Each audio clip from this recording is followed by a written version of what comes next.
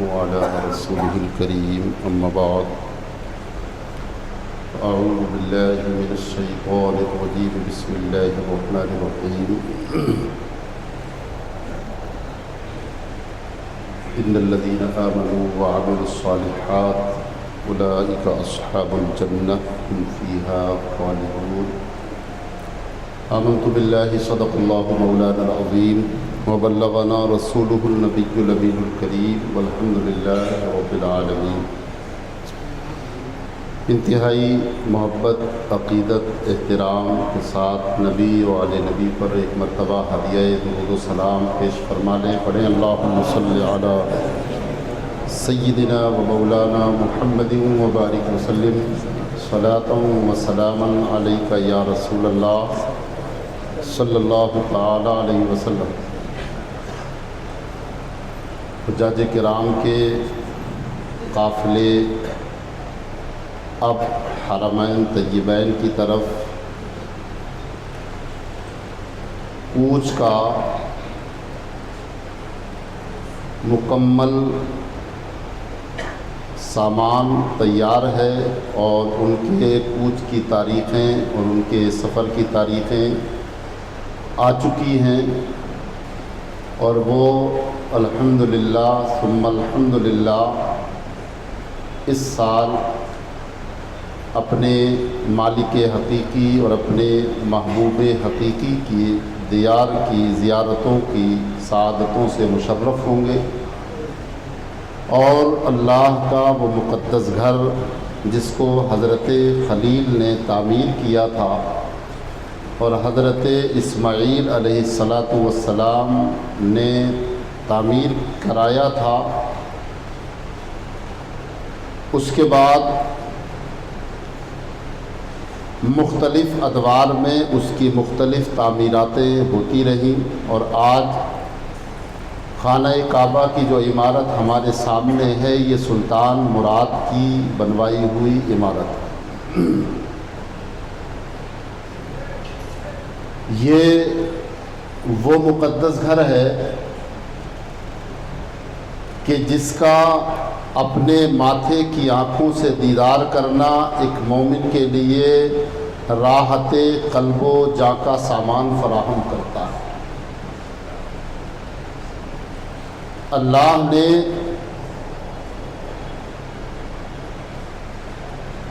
حج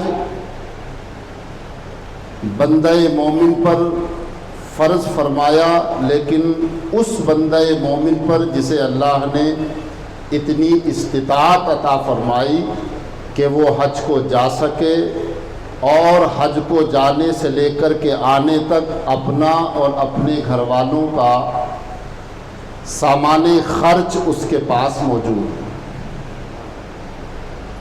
اعتدالی حالت میں۔ یہ بھی نہیں کہ گھر والوں کے لیے چٹنی چھوڑ کے چلا جائے، جو خود کھائے وہی گھر والوں کو کھلائے، اگر اتنا ہے تو پھر اس پر حج فرض ہو جاتا ہے، اور اللہ کے لیے اس کو اللہ کے گھر کا حج کرنا ہے۔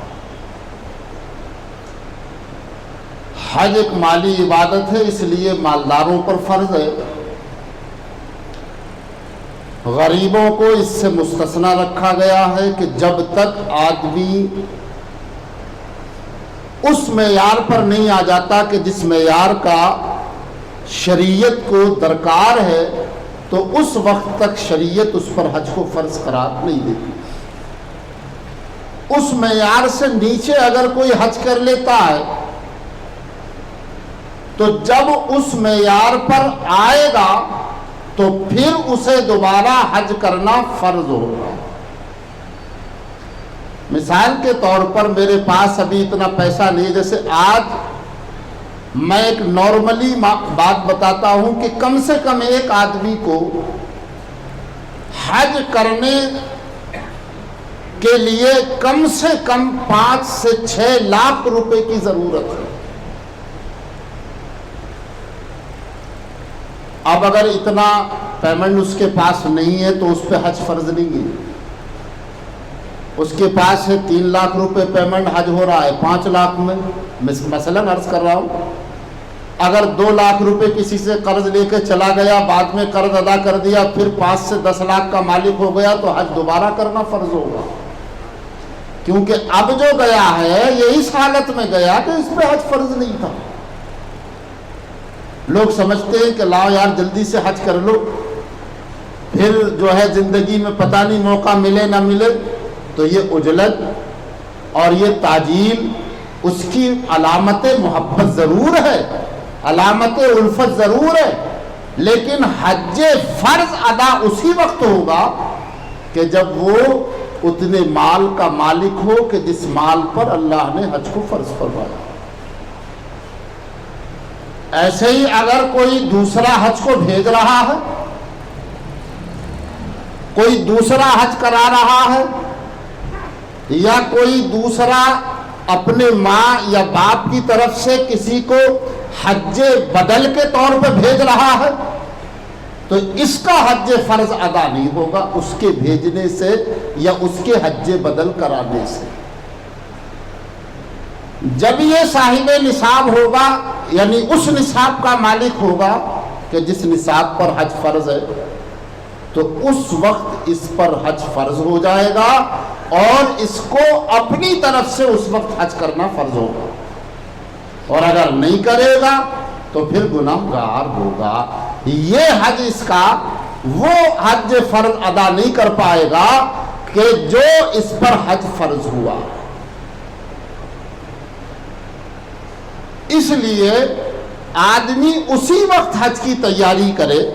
اگر کوئی بھیجنا چاہے کسی کو اور اپنے صرفے سے بھیج رہا ہے، شوق سے چلا جائے، کوئی حرج نہیں ہے، بلکہ اگر شوق محبت اور شوق الفت بڑا ہوا ہے تو کسی سے کہہ بھی سکتا ہے۔ اگر کوئی بھیجنے والا ہو کہ بھئی آپ لوگوں کو بھیجتے ہیں، جو ہے ہمارا بھی جو ہے کہیں نہ کہیں گوشے میں نام لکھ لیجیے، لیکن بھیجنے والے کے بھیجنے سے اس کا حج فرض ادا نہیں ہوگا، کیونکہ ابھی یہ اس معیار کا ہے ہی نہیں کہ جو اس پر حج فرض ہو، اور جب حج فرض نہیں ہوا تو جو حج اس نے کیا وہ حج نفل ہے، اور حج نفل سے حج فرض ادا نہیں ہوگا۔ جب یہ جو 4-5 لاکھ کا مالک ہوگا کہ جتنے میں حج ہو رہا ہے، خالی ابھی مثال کے طور پر 3.5 لاکھ روپے ایک حاجی کے جمع ہوئے، اب 3.5 لاکھ میں احباب چھوڑنے کے لیے آئیں گے، ان کا بھی خرچ چاہیے، کچھ اپنی جیب خرچ ساتھ میں بھی چاہیے، 20-30-50 ہزار، سمجھ رہے ہیں آپ؟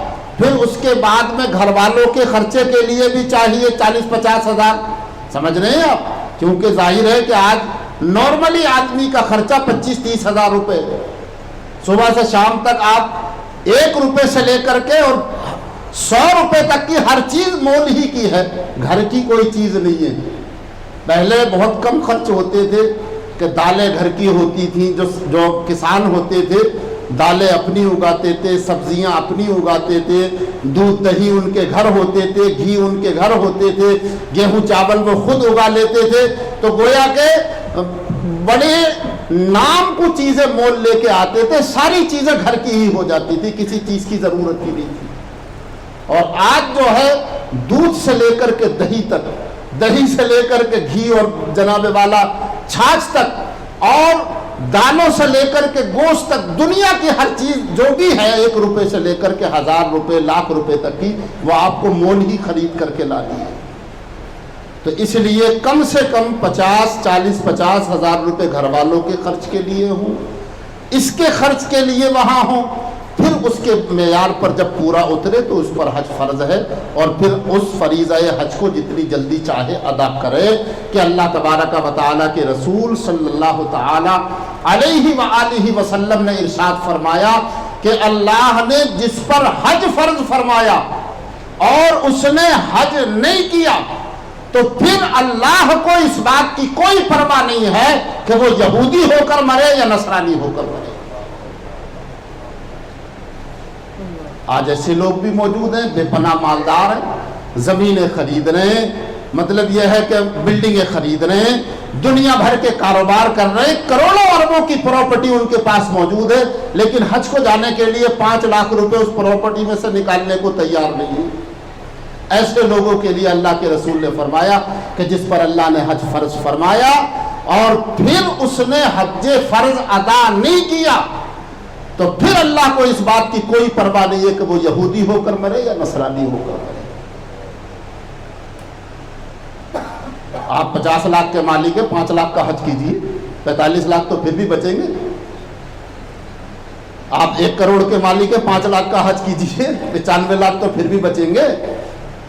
سمجھ رہے ہیں آپ؟ تو کچھ لوگ ایسے ہیں جو کروڑوں کی پراپرٹی دبائے ہوئے ہیں لیکن 4-5 لاکھ روپے حج کے لیے ان سے نہیں کھل رہے ہیں۔ ایسے لوگ بھی جو ہے غلط ہیں اور ایسے لوگ بھی گناہگار ہیں، اور ایسے لوگ جو اس معیار پر نہ ہوتے ہوئے بھی حج کا ارادہ رکھتے ہیں اور کوئی سبیل ان کے جانے کی ہو جاتی ہے کسی دوسرے شخص کے ذریعے یا مطلب حج بدل کے ذریعے، تو ایسے لوگ صرف حج نفل ہی ادا کر سکیں گے، ان کا بھی حج فرض ادا نہیں ہوگا جب اللہ ان کو اتنا مال دے گا کہ جتنے مال پر حج فرض ہوتا ہے تو ان کو دوبارہ پھر حج فرض اپنی طرف سے ادا کرنا ہوگا۔ حج جو ہے ایک خالص دینی عبادت ہے، ایک خالص دینی عبادت کی نیت سے آپ یہاں سے رخت سفر باندھیے۔ حجاج کرام کو میرا مشورہ اور میرا جو ہے یوں سمجھ لیجئے کہ ناقص مشورہ، خالص حج بیت اللہ کی نیت سے جائیے یہاں سے۔ بچوں کو بھی یہ چاہیے فرمائش نہ کریں کہ ابا میرے لیے OnePlus موبائل لے کے آئیے، میرے لیے آئی فون لے کے آئیے گا، میرے لیے فلاں چیز لے کے آئیے گا۔ کیا وہاں تجارت کرنے جا رہے ہیں جو سب کے لیے سامان خرید کے لائیں گے؟ سمجھ رہے ہیں آپ؟ کوئی فرمائش، کوئی ڈیمانڈ نہیں حاجی یا عمرہ کرنے والے سے۔ ہاں یہ ہے کہ بھئی اگر کوئی تسبیح کو کہے تو وہ حقیر چیز ہے، ویسے بھی عموماً جو ہے لوگ تسبیح ہیں، جان نمازیں، اس طرح کی چیزیں دے دیتے ہیں، تو اس طرح کی چیزیں اگر خود سے وہاں سے لائے تو کوئی حرج نہیں ہے، کسی کو تحفتاً پیش کرے، لیکن مطالبات کے ذریعے منگوانا کہ ہمارے لیے فلاں چیز لے کے آنا، فلاں چیز لے کے آنا، گویا کہ حساب لگا لیا کہ 5 لاکھ تو حج میں لگ رہے ہیں، 5 لاکھ کے سامان بچوں نے بتا دیے، تو پتہ چلا کہ وہ حج خالص نیت سے کیا ہوا، وہ سامان خریدنے جانے کی نیت سے ہو گیا۔ اس لیے کوئی غیر نیت آپ مت آنے دیجئے۔ دوسری بات یہ ہے جو میں کہنا چاہوں گا، کوئی حاجی حج کے دوران فوٹوؤں کی کثرت نہ کرے کہ خانہ کعبہ کے سامنے کھڑے ہو کر دعا مانگ رہے ہیں تو کھٹ جیسی فوٹو کھینچ کے ڈال دیا کہ آپ خانہ کعبہ کے سامنے، صفا مروہ کی صحیح کر رہے ہیں فٹاک سے فوٹو کھینچا اور ڈال دیا کہ اب صفا مروہ پہ دوڑ لیں۔ ارے کسے دکھانا چاہتے ہیں آپ؟ دکھانا کسے چاہتے ہیں؟ رب کے لیے عبادت کر رہے ہیں یا لوگوں کے لیے؟ عبادت خانہ کعبہ کے سامنے ہاتھ اٹھا کے دعا کرنا ہو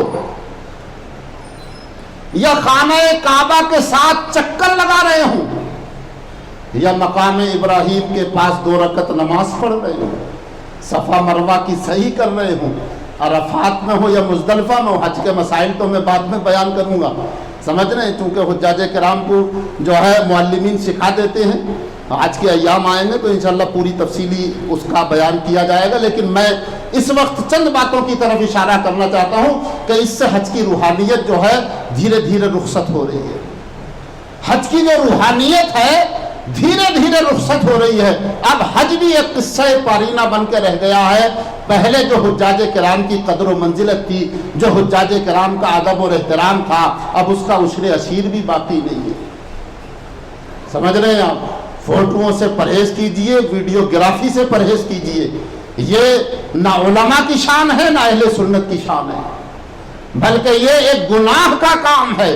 تو جب عام جگہوں پر یہ گناہ کا کام ہے تو حرمین طیبین میں تو بدرجہ اولا گناہ کا کام ہے، اس لیے کہ وہاں ایک نیکی کا ثواب اگر 1,00,000 نیکیوں کے برابر ہے تو ایک گناہ کا عذاب بھی 1,00,000 گناہوں کے برابر ہے۔ کیا آپ چاہیں گے کہ وہاں گناہ کریں؟ نیکیاں کرنے گئے ہیں یا گناہ کرنے گئے ہیں؟ ایسے لوگ جو مطلب خانہ کعبہ سامنے کھڑے ہوئے فٹے سی فوٹو کھینچ کے دوسروں کو ڈال دیا، مقام ابراہیم کے پاس نماز پڑھی فٹے سی فوٹو کھینچ کے ڈال دیا، روضہ رسول کے سامنے کھڑے فوٹو کھینچ کے ڈال لیں۔ کیا مطلب ہے اس کا؟ تصویر کشی حرام نہیں ہے؟ حدیث پاک میں جو فرمایا گیا صحیح بخاری کی حدیث میں ہے یہ موجود.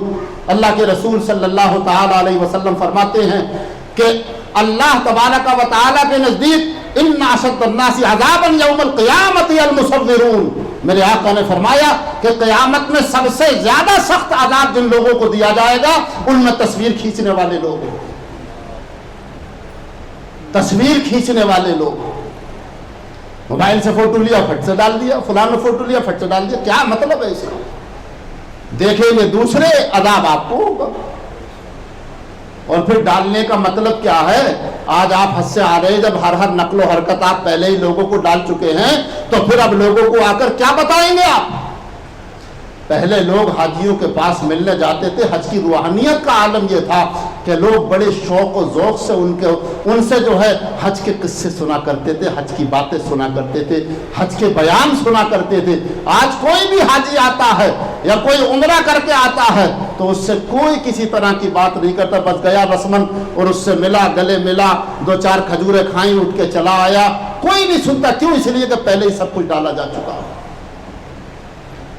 خدا کے لیے اس بلا سے باز آئیے. یہ تصویر کشی کی بلا جو ہے بہت عام ہوتی، مسجدوں میں بھی عام ہوتی چلی جا رہی ہے. سمجھ رہے ہیں آپ؟ کوئی کسی کو اگر جو ہے اناج کا موندا بھی اگر تھما رہا ہے تو اس سے پہلے اس کی تصویر لے رہا ہے.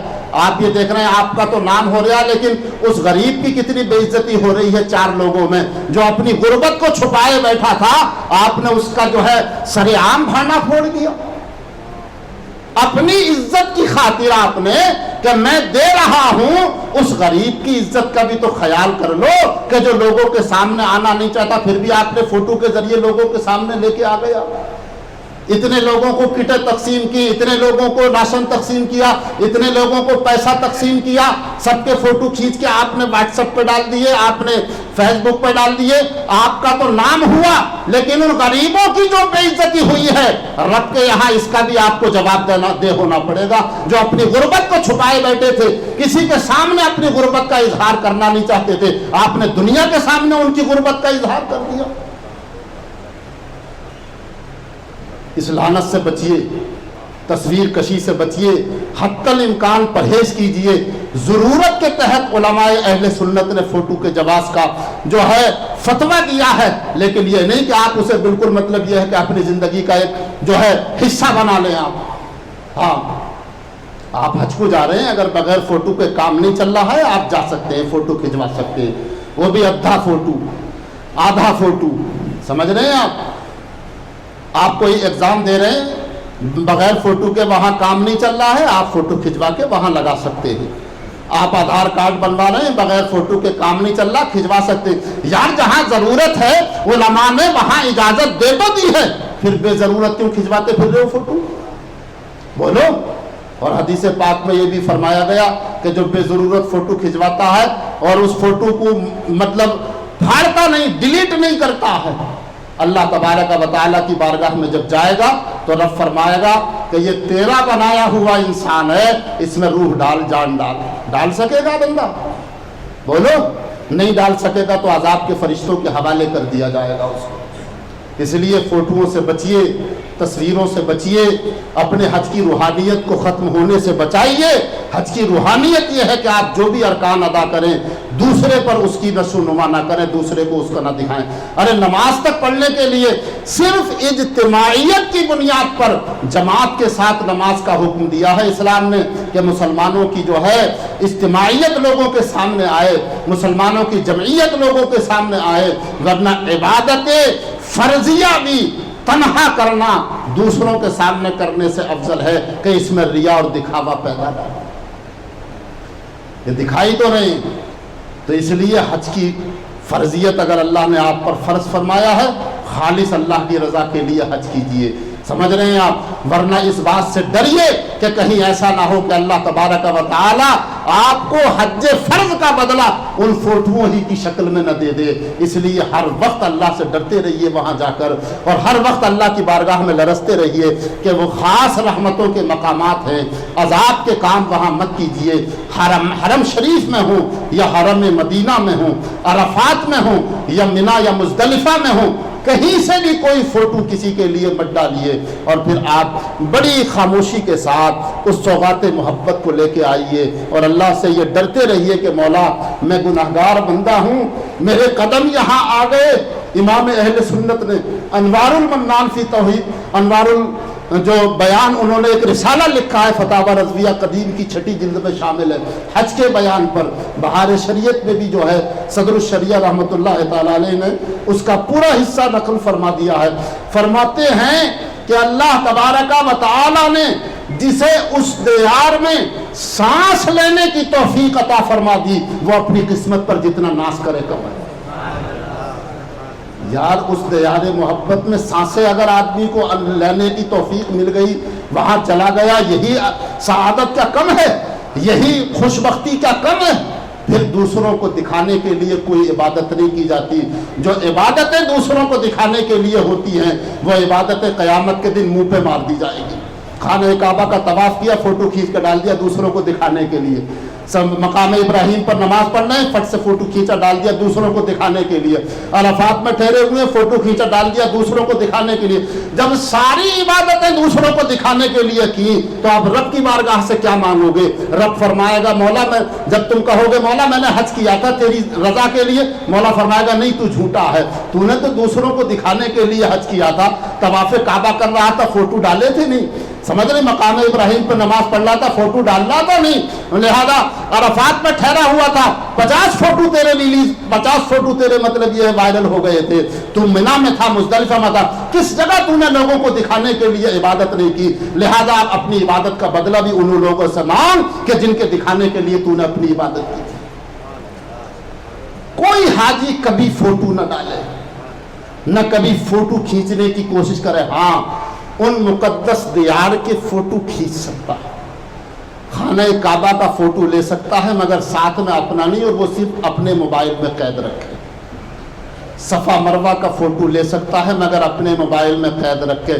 غیر جاندار کی تصویریں لینا حرام نہیں ہے، اس لیے غیر جاندار کی تصویریں کھینچ کر اپنے موبائل میں قید کر سکتا ہے، مگر دوسروں کو ڈالنے کی اجازت نہیں ہے۔ اور وہاں جو ہے اس دیار محبت میں گیا ہے تو وہاں کی ہر سانس بڑی خوف کے ساتھ، بڑے ڈر کے ساتھ، بڑے روب کے ساتھ وہ گزارے کہ مولا کوئی ایسی خطا نہ ہو جائے، کیونکہ آقا کریم صلی اللہ علیہ وسلم نے فرمایا کہ حرم کعبہ میں ایک نیکی کا ثواب 1,00,000 کے برابر ہے، اور حرم مدینہ میں ایک نیکی کا ثواب 50,000 کے برابر ہے۔ ایک نیکی کا ثواب 1,00,000 نیکیوں کے برابر ہے، تو ایک گناہ کا عذاب بھی 1,00,000 گناہوں کے برابر ہے۔ اور حرم مدینہ کی یہ خاصیت ہے کہ یہاں ثواب ایک نیکی کا 50,000 ہے، لیکن ایک گناہ کا ثواب ایک ہی گناہ ہے۔ یہ دیکھیے ذرا ڈفرینس، اور اس کا فرق محسوس کرنے کے لیے میں آپ کو ایک مثال دیتا ہوں۔ حضرت علامہ شاہ فیض الحسن صاحب چشتی علیہ رحمۃ و رضوان کے پاس ایک شخص آیا، اس نے کہا حضور یہ بتائیے کہ حضرت عائشہ افضل ہیں یا حضرت فاطمہ افضل ہیں؟ تو آپ نے فرمایا تجھے اس کی کیا ضرورت پڑ گئی، تجھے اس کی کیا ضرورت، تیرے لیے دونوں ہی واجب الاحترام ہیں، حضرت عائشہ ہوں وہ بھی واجب الاحترام ہیں، حضرت فاطمہ ہوں وہ بھی واجب الاحترام ہیں، تجھے کیا ضرورت پیش آئی اس بات کی کہ حضرت عائشہ افضل ہے یا حضرت فاطمہ افضل ہے رضی اللہ تعالیٰ عنہ؟ اس نے کہا میں چاہ رہا تھا کہ آپ مجھے بتا دیتے۔ آپ نے فرمایا میں صرف بتاؤں گا، سوچنا گھر جا کے فیصلہ تجھے خود ہی کرنا۔ اس نے کہا حضرت علامہ شاہ فیض الحسن چشتی علیہ الرحمہ نے فرمایا حضرت فاطمہ الزہرا بیٹی ہیں نبی کریم صلی اللہ علیہ وسلم کی، اور ام المومنین حضرت عائشہ بیٹی ہیں ابو بکر صدیق کی۔ ابو بکر کی بیٹی نبی کی بیٹی کے برابر نہیں ہو سکتی، ابو بکر کی بیٹی نبی کی بیٹی کے برابر نہیں ہو سکتی۔ اب فرمایا اس کا دوسرا پہلو سن، فرمایا حضرت ام المومنین عائشہ صدیقہ بیوی ہیں سرور کائنات صلی اللہ علیہ وسلم کی، حضرت فاطمہ الزہرا رضی اللہ تعالیٰ عنہ بیوی ہیں حضرت علی کی، حضرت علی کی بیوی نبی کی بیوی کے برابر نہیں ہو سکتی. علی کی بیوی نبی کی بیوی کے برابر نہیں ہو سکتی. اس نے کہا حضور کیا مطلب؟ فرمایا آپ گھر جا کے سوچنا. یہ مطلب نہیں بتاؤں گا، گھر جا کے سوچنا. سمجھ رہے ہیں آپ؟ فیصلہ تجھے خود کرنا ہے، یہ میں نے پہلے ہی کہہ دیا تھا. اس لیے مطلب یہ تھا حضرت کا کہ دونوں اپنے اپنے مقام پر اور اپنے اپنے معیار پر ایک دوسرے سے افضل ہیں. ہمیں کیا ضرورت ہے کہ ان کے درمیان فیصلہ کریں کہ کون افضل ہے اور کون افضل نہیں.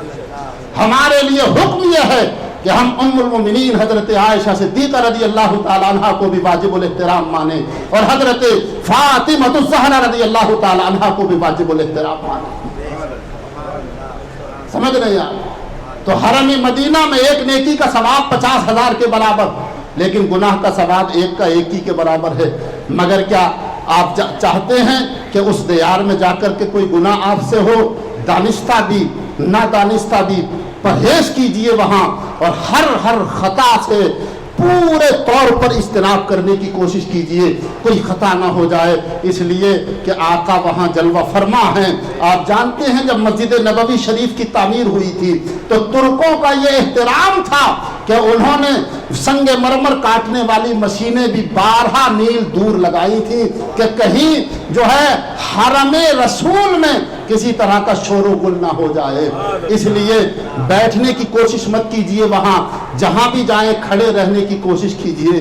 آقا کا دیار ہے، کھڑے ہو کر وہاں، کیونکہ کھڑے ہونے میں تعظیم زیادہ ہے، بیٹھنے میں تعظیم کم ہے. اس لیے کوشش کیجئے جب بھی حرم مدینہ میں جائیں، رسول اللہ کے روضے کے سامنے جائیں، کوشش کیجئے کھڑے رہنے کی. بیٹھنے کی کوشش مت کیجئے کہ بیٹھنا میں ادب کے خلاف سمجھتا ہوں، وہاں کھڑا ہونا ہی میرے نبی کے ادب اور احترام کے لیے ضروری ہے. کھڑے رہیے، کھڑے ہو کر ہی صلاۃ و سلام پڑھیے، کھڑے ہو کر ہی دعا کیجئے، کھڑے ہو کر ہی نبی سے مناجات کیجئے. شجرہ طیبہ پڑھیں یا جناب والا قصیدہ بردہ پڑھیں یا قصیدہ معراجیہ پڑھیں یا قصیدہ نور پڑھیں، سب کھڑے ہو کر پڑھیں آنکھیں بند کر کے. صبح طیبہ میں ہوئی بٹتا ہے باڑا نور کا، صدقہ لینے نور کا، آیا ہے تارا نور کا. سمجھ رہے ہیں آپ؟ اور باغ طیبہ میں سہانا پھول پھولا نور کا، مست بو ہیں بلبلیں پڑھتی ہیں کلمہ نور کا. میں گدا تو بادشاہ بھر دے پیالہ، ہاتھ اٹھے ہوئے ہیں، میں گدا تو بادشاہ بھر دے پیالہ نور کا. نور دن دونا تیرا دے ڈال صدقہ نور کا. تیری نسل پاک میں ہے بچہ بچہ نور کا. تو ہے عین نور تیرا سب گھرانہ نور کا. اے رضا یہ احمد نوری کا فیض نور ہے، ہو گئی میری غزل پڑھ کر قصیدہ نور کا. سمجھ رہے ہیں آپ؟ تو قصیدہ نور پڑھیں یا قصیدہ معراجیہ پڑھیں یا قصیدہ بردہ پڑھیں یا قصیدہ غوثیہ پڑھیں، جو بھی پڑھیں کھڑے ہو کر آنکھیں بند کر کے یہ تصور کر کے کہ میں اس دیار میں کھڑا ہوں جس کے لیے فارسی شاعر حافظ شیرازی نے کہا تھا، ادب کا ہیست زیر آسمان از عرش نازک تر نفس گم کر دمی آیت جنید و بایزید ایجا. یہ وہ مقام ہے جہاں سانسیں بھی حضرت بایزید اور حضرت جنید نے گم کر دی تھی. سانس بھی آہستہ لے کے کوئے نبی ہے. وہاں تو جناب والا زور سے سانس لینا بھی بے ادبی ہے. آج لوگ شور مچاتے ہیں. جو بھی پڑھیں آہستہ پڑھیں، بالکل آواز سے نہ پڑھیں کہ نبی کے دیار میں آواز نکالنا میں ادب کے خلاف سمجھتا ہوں. شور نہ کریں، غل نہ کریں. تنہائیوں کی مجلسوں میں اپنے نبی پر درود پڑھیں، سلام پڑھیں، یا نبی سلام علیکہ کے نغمے گنگنائیں، مگر اتنی آہستہ کہ صرف آپ خود سنیں کہ اس دیار میں آواز کا بلند کرنا. ترکوں کا احترام دیکھیے کہ انہوں نے پتھر کاٹنے کی مشینیں بھی 12 میل دور لگائی تھی. ایک پتھر مسجد نبوی شریف میں جب کٹ کے آیا تو تھوڑا سا زیادہ تھا. اسے کاٹنے کے لیے سوچا، جو معمار کام کر رہے تھے انہوں نے کہا لاؤ یہی کاٹ لیتے تھوڑا. نہیں، یہاں نہ چھینی چلے گی نہ وصولی. اس پتھر کو 12 میل دور واپس بھیجیے، وہیں سے کٹ کے آئے گا. یہ ان کا ادب اور احترام تھا، اور ان کے ادب اور احترام کے صدقے اللہ نے 625 سال حرمین طیبین کی خدمت کی سعادت انہیں عطا فرمائی. 625 سال تک ترکوں نے حرمین طیبین کی خدمت کی ہے. سمجھ رہے ہیں آپ, خلافت عثمانیہ 625 سال رہی ہے اور 625 سال ترکوں نے اپنے نبی اور اپنے خدا کے دیاروں کی حفاظت بھی کی ہے. اور ایک ایک آثار کی حفاظت کی ہے. حضرت فاطمہ الزہرا کی چکی تک محفوظ تھی جس سے آپ آٹا پیسا کرتی تھی. ان نجدیوں کی حکومت آنے سے وہ سارے آثار ملیا میٹ کر دیے گئے, اور جو جس کے ہاتھ لگا وہ لے گیا. تو جنہوں نے ظاہر کرنا تھے انہوں نے ظاہر کر دیے, اور جنہیں چھپا کے رکھنا تھا وہ چھپا کے رکھ کے بیٹھ گئے. اللہ اکبر کبیرہ. تو یہ سعادت ہے, اس لیے اپنے حج کو جو ہے خراب ہونے سے بچائیے, فوٹو کی لعنت سے پرہیز کیجئے. کہیں مجبوری اگر آ جائے پھر بھی کوشش کیجئے کہ اپنا فوٹو نہیں نکلوائے. کوئی اگر آپ کی بے خیالی میں کوئی لے لے تو وہ ذمہ دار ہے, آپ اس کے ذمہ دار نہیں ہیں. ورنہ فوٹو کی لعنت سے پرہیز کیجئے, اللہ آپ کے حج کو قبول فرمائے گا. اللہ تبارک و تعالی آپ کو آپ کے حج کا بدلہ بھی عطا فرمائے گا, مگر اب عبادت صرف اس کی رضا اور خالص اس کی رضا کے لیے کیجئے. حتی الامکان میں چاہ رہا تھا کہ آج سرکار تاج الشریعہ بدر الطریقہ حضرت علامہ مفتی محمد اختر رضا خان ازہری علیہ رحمت و رضوان کی سیرت و سوانح کو بیان کروں, لیکن حجاج کرام کے قافلے بھی جلد ہی روانہ ہو رہے ہیں. تو یہ نصیحتیں میرے پاس تھیں دو چار, میں نے سوچا کہ ان کو جو ہے گوش گزار کر دوں کہ حج ایک خالص جو ہے دینی عبادت ہے. اسے خالص دینی عبادت ہی کے طریقے پر ادا کیجئے. کسی طرح کا ریا و سما اس میں نہ آنے دیجئے, دکھاوے کے لیے کوئی عبادت نہ ہو. اس لیے میں نے یہ نصیحتیں یہ تنبیہ کر دی. اللہ نے جسے توفیق دی وہ اس پر عمل کر لے گا, اور اللہ تبارک و تعالی اس کو اس کا بدلہ عطا فرمائے گا. میں نے حدیث بھی سنا دی اللہ کے رسول صلی اللہ علیہ وسلم کی, ان اشد الناس عذابا یوم القیامت المصورون, کہ بے شک قیامت میں سب سے زیادہ سخت عذاب ان لوگوں کو ہوگا جو تصویریں بنانے والے ہیں. یہ صحیح بخاری کی حدیث ہے. اللہ تبارک و تعالی مجھے آپ سب کو عمل کی توفیق عطا فرمائے.